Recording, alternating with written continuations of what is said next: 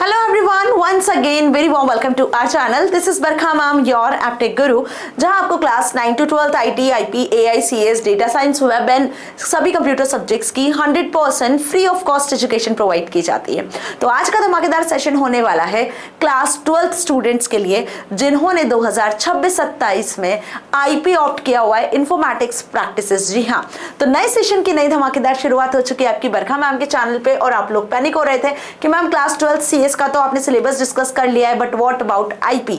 तो आज इस सेशन में हम लेटेस्ट सिलेबस के बारे में डिस्कस करेंगे क्लास 12 के IP informatics practices book code 065 के, है ना जी। अब देखो ये जो सिलेबस है ना वो बहुत इंपॉर्टेंट रोल प्ले करता है, क्योंकि आपको पता है अच्छे से कि इस साल आपका बोर्ड एग्जाम होने वाला है और बोर्ड एग्जाम में क्वेश्चंस किस तरीके से पूछे जाते हैं, इसके लिए आपको क्या पढ़ना है, कितने यूनिट, कितने सिलेबस के हिसाब से कितने चैप्टर्स आपको पढ़ने, वो सब आपको ये सिलेबस ही बयां करता है। तो एक्चुअल में जो हथियार है ना 12th क्लास की एग्जाम जंग जीतने का, वो बेसिकली यही सिलेबस है। अगर ये अच्छे से समझ में आ गया तो 12th में आपको इस सब्जेक्ट में फुल मार्क्स लाने से कोई नहीं रोक सकता है। तो एक बार हमें पहले सिलेबस समझ में आना चाहिए, और सिलेबस पढ़ना कहां से, तो दूसरी मेन चीज होती है उसके लिए बुक, है ना। तो यहाँ पे हम जिस बुक से पढ़ाई कर रहे हैं बेटा वो है सुमिता अरोरा प्लस साथ में एनसीईआरटी। तो सुमिता अरोरा और एनसीईआरटी दोनों ही बुक को हम यहाँ पे रेफर कर रहे हैं, क्योंकि आपका जो पेपर है वो यहीं से बनता है। और एक बार अगर आपने सुमिता अरोरा की पूरी बुक अच्छे से समझ ली तो 70 आउट ऑफ 70 सब्जेक्ट में आराम से आप लेकर आ सकते हो। और इसके लिए इतिहास इस बात का गवाह है, अपने सीनियर से जाके पूछ लेना कि जो जो क्वेश्चन जैसे जैसे मैंने पढ़ाए थे, जिस पैटर्न पे पढ़ाए थे, वैसे वैसे ही क्वेश्चन आपसे एग्जाम में पूछे गए। इसका रीजन है क्योंकि हमने वैसी प्रैक्टिस की थी। Got it. चलिए तो आप सिलेबस पे मूव करते हैं एंड होपफुली आपको कहानी अभी तक अच्छे से समझ में आ चुकी है कि मैम हम इस सिलेबस में क्या चीज देखने वाले हैं। साथ में ये भी देखेंगे कि कितने मार्क्स के अकॉर्डिंग आपसे जो है चैप्टर्स पूछे जाएंगे, यूनिट्स पूछे जाएंगे, कितने चैप्टर्स आपको यहाँ पे कवर करने हैं, सारी चीजें आज बता के जाऊंगी, है ना। तो जो आपकी जितनी क्वेरीज है ना, जितने भी डाउट है, कमेंट सेक्शन में लिख देना, है ना। इवन नॉट ओनली सिलेबस, आपको पूरे वीडियो लेक्चर्स में मिल जाना है आईपी के, क्योंकि हमने सिलेबस कवर ऑलरेडी कर लिया है। इस बार सीबीएसई ने क्लास 12th के आईपी में कोई मेजर चेंजेस नहीं किए हैं, ठीक है। लेकिन यस, कौन सा पार्ट आपको नहीं पढ़ना है जो रिड्यूस्ड है, कौन से चैप्टर्स है जो आपको नहीं पढ़ना है, वो आपको इस वीडियो से ही पता चल पाएंगे। कहीं ऐसा ना हो कि एग्जाम पॉइंट आते आते तक आप वो भी सारे चैप्टर्स पढ़ लो या आप अपना इतना टाइम वेस्ट कर दो जो चैप्टर नहीं आ रहे उनको भी पढ़ने में। Got it. तो इस चीज का ध्यान रखना है जो हमें सिलेबस से ही पता चलेगा। तो आईपी सब्जेक्ट कोड 065 2026-27 लिखा हुआ है। इस चीज को जरा ध्यान से देखना, क्योंकि इसी के बेसिस पे हम क्या है सिलेबस देखेंगे, ठीक है। जब भी आप गूगल पे भी टाइप करोगे तो आप ध्यान रखना कि 26-27 का सिलेबस आप ओपन कर रहे होंगे, ठीक है जी। अब यहाँ पे देखो डिस्ट्रीब्यूशन ऑफ मार्क्स दिया हुआ है सबसे पहले, और उसी के नीचे आपको कुछ यूनिट्स दी हुई है।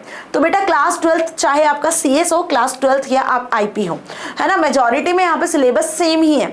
लिटिल बिट डिफरेंस है, एक आधी यूनिट, एक आधी चैप्टर का डिफरेंस है, बाकी सिलेबस लगभग सेम है, ठीक है जी। तो अगर आपने क्लास 11th में आईपी अच्छे से पढ़ा है तो क्लास 12th का आईपी आप बहुत अच्छे से निकालोगे। और क्लास 11th के आईपी की अगर बात करूं तो उसके वीडियो लेक्चर्स भी चैनल पर हैं, है ना। यहाँ पे मैं बताऊंगी इस चीज का प्रूफ कि क्लास 11th का आईपी आता है या नहीं, क्योंकि बहुत से बच्चों को ये डाउट होता है कि मैम क्या क्लास 11th का आईपी भी आएगा। हमने तो क्लास 11th का आईपी अच्छे से पढ़ा ही नहीं है, अब क्या करें, क्या क्लास 12th आईपी बहुत टफ होने वाला है, क्या इसमें हमें अच्छे मार्क्स नहीं मिलेंगे? तो ऐसा नहीं है बेटा। यहाँ पे आपकी बरखा मैम आपको क्लास 12th में 11th का आईपी भी पूरा पढ़ाएंगी, है ना। उसके लिए बाकायदा आपकी बुक में पाइथन रिविजन टूअर 1, रिविजन टूअर 2 करके 2 चैप्टर्स दिए हुए सुमिता अरोरा में, हम वो पूरे कंप्लीट करेंगे। तो क्लास 11th आप पूरा रिवाइज करोगे 12th में, ठीक है जी। तो टेंशन ना लो। फिलहाल पढ़ना क्या है मैम, पाइथन पढ़ना है, ये तो हमें पता है अच्छे से। तो पहला ही यूनिट आपका पाइथन का है, that is data handling using pandas and data visualization. बहुत अच्छे से समझ लो, पंडास और डेटा विजुअलाइजेशन मतलब मैटप्लॉटलिब लाइब्रेरी को हमें यहाँ पर कवर करना होगा, ठीक है। ये पाइथन की स्पेसिफिक लाइब्रेरीज की यहाँ पे बात की जा रही है। जैसे आपने क्लास 11th आईपी में नमपाई पढ़ा था, अब यहाँ पे आपको नमपाई के साथ साथ पंडास और डेटा विजुअलाइजेशन के एक और लाइब्रेरी है जिसका नाम है मैटप्लॉटलिब। कौन सी लाइब्रेरी की यहाँ पे मैं बात कर रही हूँ? मैटप्लॉटलिब, जो कि डेटा विजुअलाइजेशन के लिए यूज होती है। याद रखना ना, I will write the name matplotlib, जहां पे हम डिजाइनिंग करना सीखेंगे, चार्ट्स वगैरह, ग्राफ वगैरह आप कैसे बना सकते हो पाइथन प्रोग्रामिंग के थ्रू, प्रोग्राम करके कैसे बना सकते हो वो यहाँ पर सीखेंगे। पेंडास में डेटा हैंडलिंग कैसे की जाती है वो सीखेंगे। तो आपकी बुक में सुमिता अरोरा के इसके 2 चैप्टर्स दिख रहे होंगे, डेटा हैंडलिंग, पेंडास और मैटप्लॉटलिब के। तो बेटा सेकंड वाला पार्ट नहीं पढ़ना है, पार्ट 1 ही हमें यहाँ पर कवर करना होगा, वो अभी आगे डिटेल में बताऊंगी। यहां से जो क्वेश्चन है वो कितने मार्क्स के पूछे जाते हैं? 25 नंबर।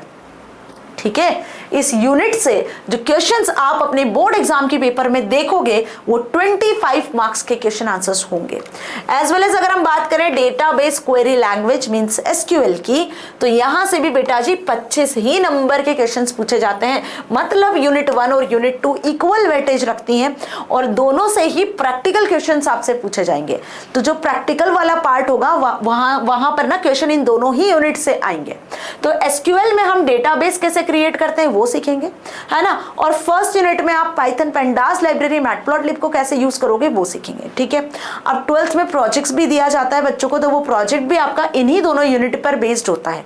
जो प्रैक्टिकल्स होते हैं वो भी इन्हीं दोनों यूनिट पर बेस्ड होते हैं। तो इन्हें बहुत अच्छे से करना, क्योंकि इनका रोल ना सिर्फ थ्योरी में एज वेल एज इनका रोल प्रैक्टिकल में भी उतना ही इंपॉर्टेंट है। मतलब ये सोचो 25-25-50 नंबर तो ठीक है, बाकी जो आपके 30 नंबर का प्रैक्टिकल होगा ना उसमें भी यही दोनों यूनिट काम आने वाली है। तो 50 और 30 कितने हो गए बेटा? 80 नंबर आपके ये 2 यूनिट से ही बनने हैं। ठीक है, अब बढ़ते हैं आगे थर्ड पार्ट की तरफ। तो थर्ड यूनिट है यहाँ पर आपकी इंट्रोडक्शन टू कंप्यूटर नेटवर्क, जहां से 10 नंबर के थ्योरी क्वेश्चंस बनेंगे। और फोर्थ है आपका सोसाइटल नेटवर्क, जहां से 10 नंबर के अगेन थ्योरी क्वेश्चन बनेंगे। तो ये जो दोनों यूनिट है ये थ्योरी यूनिट है। यहाँ पे आपको पढ़ना होगा नेटवर्क क्या होता है, इंटरनेट क्या होता है, इंटरनेट को कैसे हम यूज कर रहे हैं, इसके क्या एडवांटेजेस डिसएडवांटेजेस है, कैसे आप इंटरनेट पे होने वाले फ्रॉड से बच सकते हो। तो सोसाइटी पर क्या इंपैक्ट पड़ रहा है वो सोसाइटल इंपैक्ट में जानेंगे। और कंप्यूटर नेटवर्क का जो बेसिक्स है वो यूनिट 3 में देखेंगे। तो कुल मिला के अब आपको समझ में आ चुका है। और ऐसे देखो 25-25, 50, 60, 70 ये हो गया 70 मार्क्स का थ्योरी। और फिर उसके बाद आपका प्रोजेक्ट होगा और प्रैक्टिकल होगा, तो टोटल प्रैक्टिकल हो जाएगा आपका 30। तो 70 + 30 हो गए टोटल 100 मार्क्स। ठीक है, तो अब यहाँ पर हम मेहनत करेंगे 100 आउट ऑफ 100 को अचीव करने के लिए। फुल मेहनत करने वाले हैं, क्या आप तैयार हो? जल्दी से कमेंट सेक्शन में बता दो, है ना, क्योंकि डेफिनेटली बच्चे 100 आउट ऑफ 100 स्कोर करते हैं और आते हैं मार्क्स, बट उसके लिए आपको थोड़ी मेहनत तो करनी पड़ेगी। बिना मेहनत के तो देखो हम कोई जंग नहीं जीत सकते हैं, है ना। तो मेहनत तो करनी है, राइट। चलिए बढ़े आगे, अब थोड़ा डिटेल में सिलेबस देख ले जरा जल्दी जल्दी, है ना, ताकि आपको क्लियर हो सके कि भाई फाइनली सिलेबस में ना मैम पढ़ना क्या है, राइट। चलो, तो अगर मैं यूनिट वाइज आगे बढ़ूं, that is first unit data handling using pandas 1, right. तो introduction to Python libraries, pandas and matplotlib, यहाँ पे सामने ही लिखा हुआ है कि आपको पंडास लाइब्रेरी और मैटप्लॉटलिब लाइब्रेरी को अच्छे से पढ़ना है। अभी देखो पंडास लाइब्रेरी और मैटप्लॉटलिब लाइब्रेरी में हम क्या करेंगे मैम? कोड ही करेंगे। तो कोड कैसा होगा? जो आपने 11th में पाइथन का बेसिक्स पढ़ा होगा तो उसके बेसिस पे ही आप कोड कर पाओगे।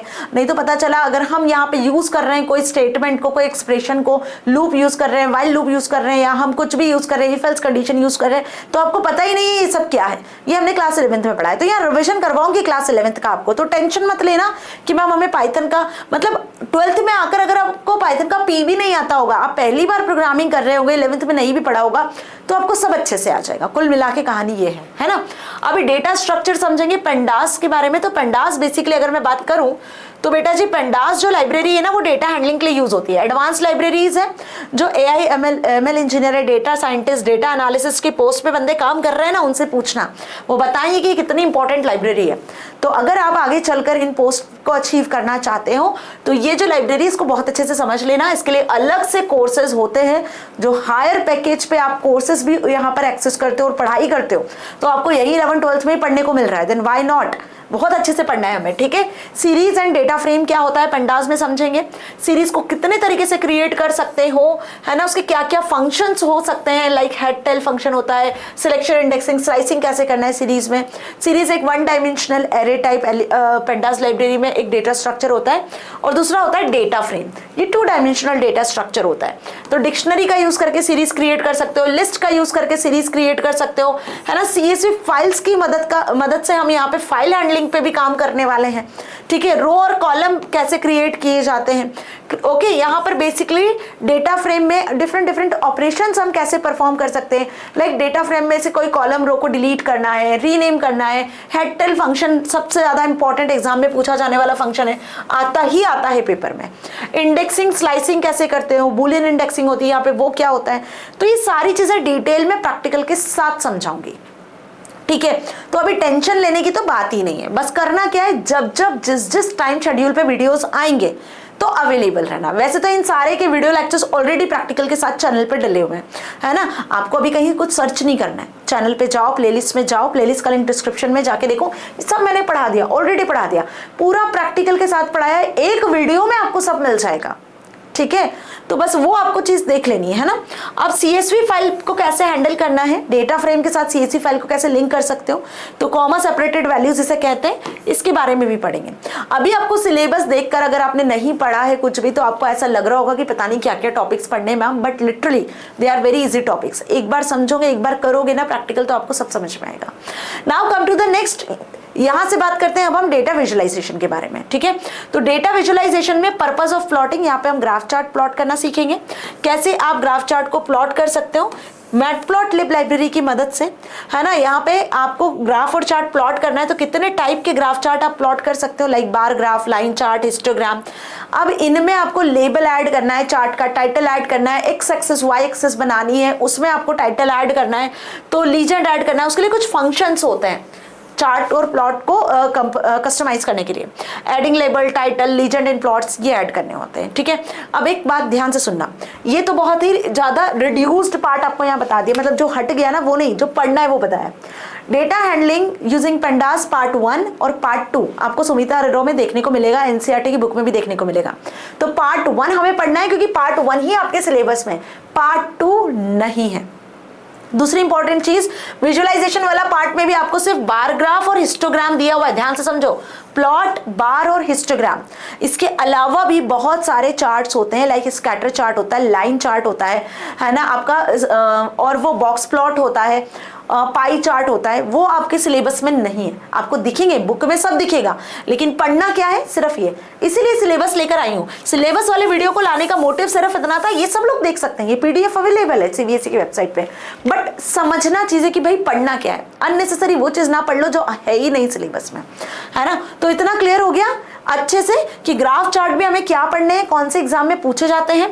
यहां से हमें पाइथन पेंडास का पार्ट 1 कवर करना है, ना कि पार्ट 2 भी पढ़ना है। ओके, वैसे अगर एक बात बताऊं तो जब आप 12th के बाद CUET का एग्जाम दोगे तो बेटा जी CUET में सब आएगा, पार्ट 2 भी आएगा और ये भी आएगा, जो मैं ऑलरेडी CUET का भी कवर करवा चुकी हूँ।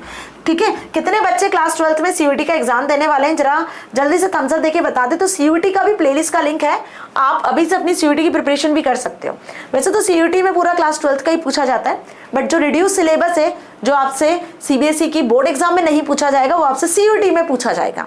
तो ओवरऑल पूरा सिलेबस आपका 12th का CUET में आता है ना, और वो हमने कवर किया है। Got it. चलिए यूनिट 2 पर आ जाए, that is database query using SQL। तो ये भी आपका 25 मार्क्स का यूनिट है, सेकंड यूनिट।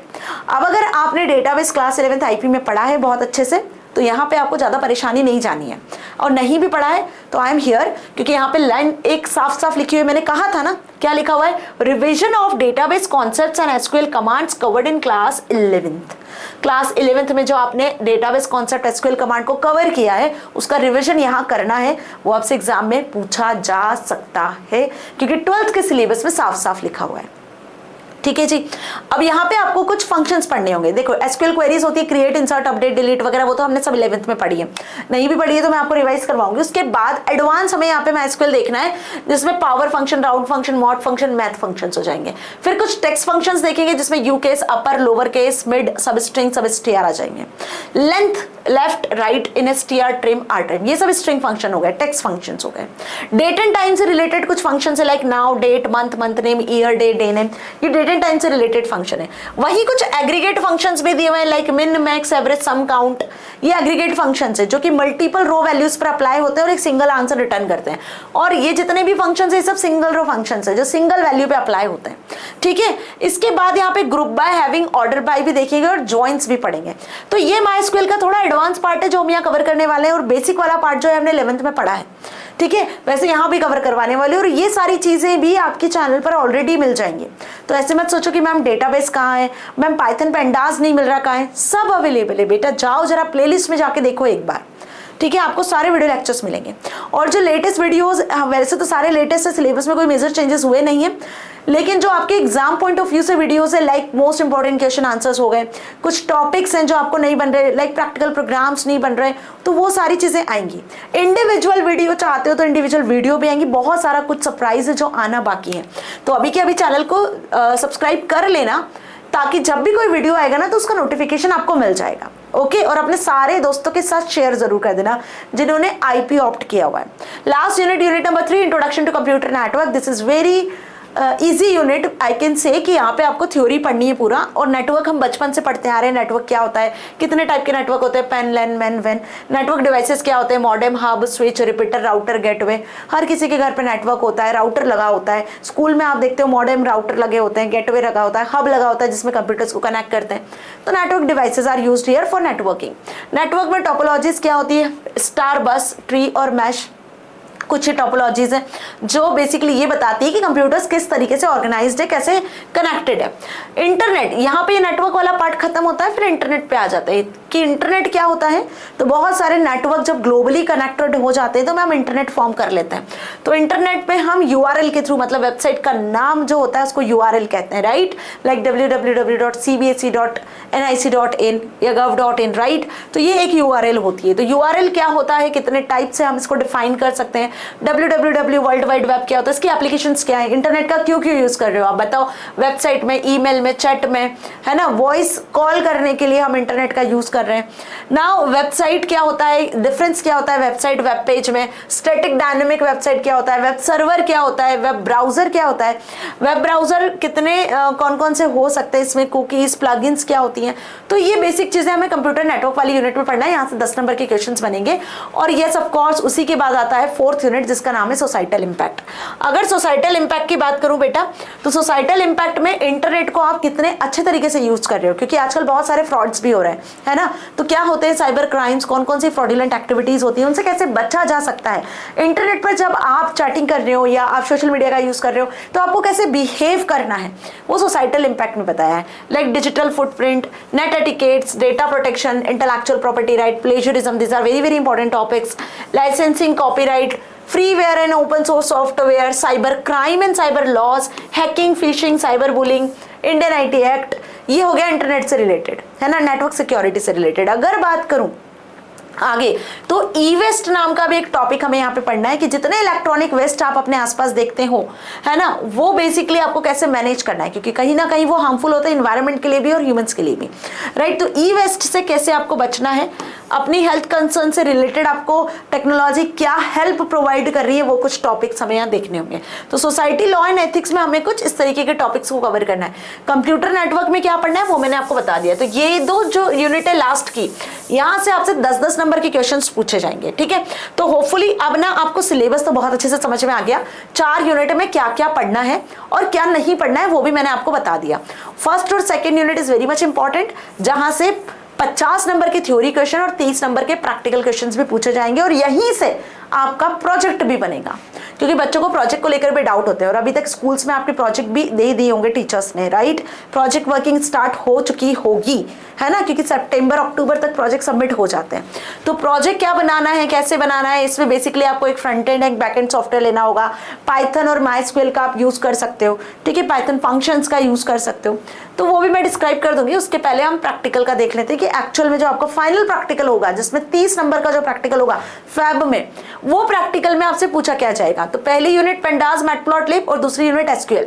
यहाँ से 8 नंबर और 7 नंबर के क्वेश्चन आपसे पूछे जाएंगे।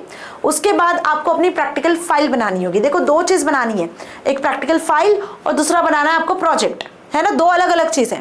प्रैक्टिकल फाइल वो 1 पेज ब्लैंक और 1 पेज लाइनिंग वाली होती है, जो फिजिक्स केमिस्ट्री वगैरह में आप बनाते हो, साइंस वगैरह में बनाते हो, वही प्रैक्टिकल फाइल बनानी है जिसमें 15 प्रोग्राम पेंडास मैटप्लॉटलिब के और 15 एसक्यूएल क्वेरीज लिखनी है। तो टोटल ऐसे 30 नंबर ऑफ प्रोग्राम्स आपको अपनी प्रैक्टिकल फाइल में लिखने होंगे, जो बेसिकली आपकी 5 नंबर की प्रैक्टिकल फाइल होगी 30 में से। ठीक है। उसके बाद प्रोजेक्ट वर्क आएगा आपका 11th और 12th के कॉन्सेप्ट पर बेस्ड होगा, अगेन 5 नंबर का ये होगा। वाइवा होगा फाइनल, दैट इज 5 नंबर। तो ऐसे मिला के कुल 30 मार्क्स का आपका प्रैक्टिकल होगा। अभी प्रैक्टिकल फाइल में कौन कौन से प्रोग्राम्स लिखने हैं मैम, तो उसकी लिस्ट आपको बता दूंगी, प्रोग्राम्स भी आपको बता दूंगी। प्रैक्टिकल के लिए भी टेंशन मत करो बिल्कुल भी। प्रोजेक्ट किस तरीके से क्रिएट करना है, प्रोजेक्ट के लिए भी आपको हिंट कर दूंगी, मेन टॉपिक्स बता दूंगी जिसको आप प्रोजेक्ट बना सकते हो। वैसे आपके स्कूल में जो टीचर आपसे कहेंगे कि प्रैक्टिकल फाइल कैसे बनानी है, क्या बनाना है, कौन कौन से प्रोग्राम्स लिखना है, उस पर ज्यादा फोकस करना। प्रोजेक्ट जो आपके टीचर आपको बताएंगे उस पर ज्यादा फोकस करना। क्यों? क्योंकि इंटरनल मार्क्स आपके टीचर के हाथ में होते हैं। मैं यहाँ पे सिर्फ आपको गाइड करूंगी, सिर्फ आपको बताऊंगी कि बेटा ऐसे ऐसे ये काम कर सकते हो, ये मेन इंपॉर्टेंट प्रोग्राम्स है जो आते हैं, है ना जी। बट असली जो प्रैक्टिकल मार्क्स होते हैं वो आपके टीचर के हाथ में होते हैं। तो इंप्रेस कर लेना अच्छे से टीचर को, जो बोले जैसा बोले मान लेना, क्या बिगड़ता है, 30 नंबर चाहिए हमें, ठीक है जी, समझ गए। तो प्रैक्टिकल फाइल और प्रोजेक्ट फाइल, ये दो चीज ऑन टाइम कंप्लीट कर लेना, दैट्स इट। 30 नंबर आपके पक्के हो जाएंगे। और वाइवा से डरते हो तो डरना बिल्कुल मत, कॉन्सेप्ट इतने स्ट्रांग हो गए कि वाइवा से डर ही नहीं लगेगा। और कॉन्सेप्ट स्ट्रांग करने के लिए आपकी बरखा मैम हमेशा आपके साथ है ना। चलिए अब जरा प्रैक्टिकल के कुछ सजेस्टेड प्रैक्टिकल्स यहाँ दिए हुए ऑलरेडी सीबीएसई ने। सीबीएसई का सिलेबस मैंने क्या कहा, मेन हथियार है, सारी चीजें यहाँ मिलती है आपको, है ना। तो देखो प्रैक्टिकल भी बता दिए कि भाई किस तरीके से प्रैक्टिकल्स बनाने, ये टीचर्स के लिए भी हेल्पफुल है एज वेल एज स्टूडेंट्स के लिए भी। तो पेंडास सीरीज का डिक्शनरी एरे से कैसे क्रिएट करते हैं उसका प्रोग्राम बनाना है। 75 परसेंटाइल से अबव अगर स्टूडेंट है तो सीरीज में उसको प्रिंट करवाना है।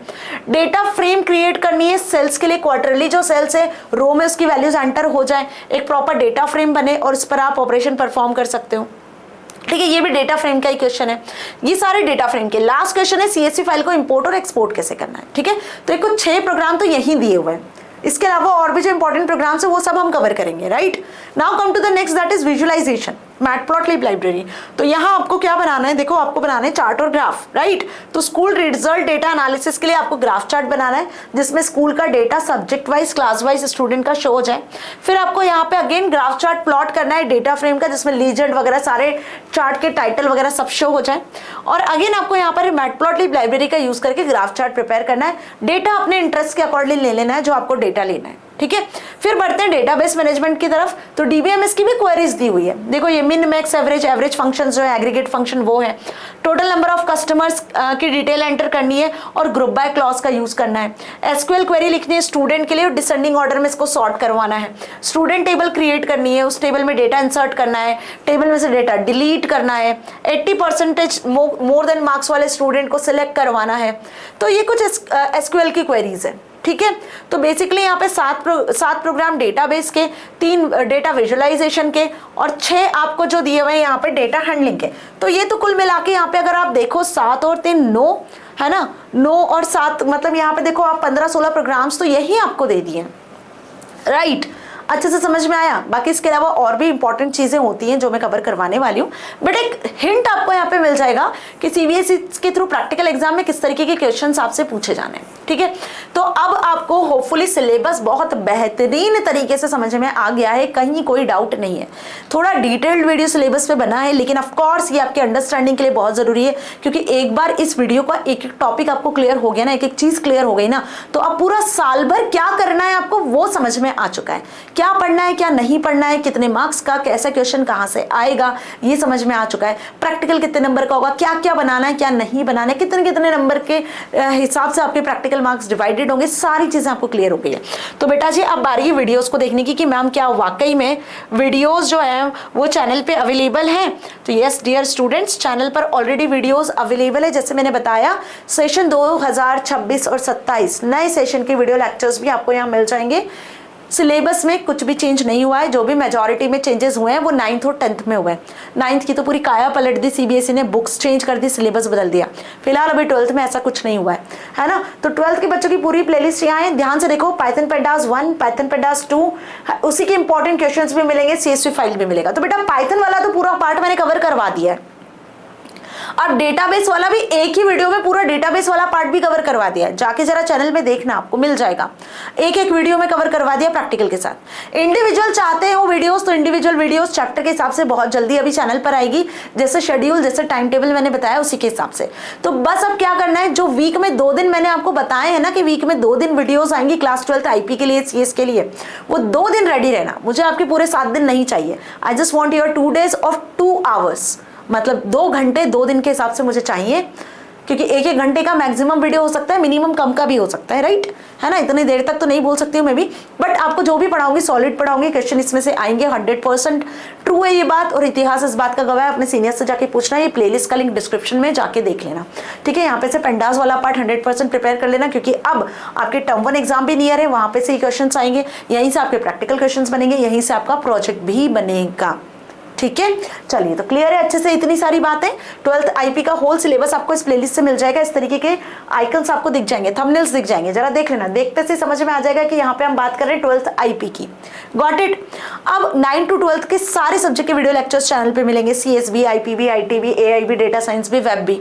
जितने बच्चे क्लास 12th के आईपी वाले मुझे सुन रहे हैं, अगर इन्होंने web application as an vocational subject opt किया हुआ है, डेटा साइंस ऑप्ट किया हुआ है, एआई ऑप्ट किया हुआ है, तो डेफिनेटली वीडियोज इनके भी चैनल पर है, और इनके सिलेबस का वीडियो बहुत जल्दी लेकर आएगी आपकी वर्खा मैम, है ना। तो अपने जूनियर सीनियर्स को जरा जाते जाते बता के जाना, अपने जूनियर्स को, है ना, उन्हें थोड़ा मोटिवेट और इंस्पायर करके जाना कि यस, आपको यहाँ क्वालिटी एजुकेशन मिल रही है और आपको सारी चीजें चैनल पर एक ही जगह पर मिल जाएगी, तो भटकने की जरूरत नहीं है। Got it.